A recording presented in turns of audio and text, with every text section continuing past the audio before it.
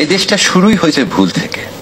শেখ মুজিবুর রহমান সাহেব 10 তারিখে 10 জানুয়ারি ফিরে আসলেন, শপথ ছাড়াই নিজেকে রাষ্ট্রপতি ঘোষণা করলেন, তাকে কেউ শপথ পড়াননি। তিনি 12 তারিখে শপথ পড়ালেন আবু সাইদ চৌধুরী সাহেবকে রাষ্ট্রপতি হিসাবে, যে নিজেই শপথ পড়াননি, উনি আবার শপথ পড়ালেন। উনি নিজেকে বলে দিলেন যে না, আমি এখন প্রেসিডেন্ট থাকবো না, প্রধানমন্ত্রী হব। এই যে ইচ্ছা, না, এই দেশটার সমস্ত মানুষ, সাধারণ মানুষ, এবং আমি 30 লাখ না 3 লাখ সে বিতর্কে যাচ্ছি না, এই যে শহীদের আত্মত্যাগ প্রতিবার ভুলণ্ঠিত হয় কাদের হাতে? কতিপয় লোকের হাতে। আজকেও আমরা দেখতেছি 36শে জুলাই এত আত্মত্যাগের বিনিময়ে একটা সরকার এসেছে। এই সরকার কি কেবল নির্বাচন করার জন্য এসেছে?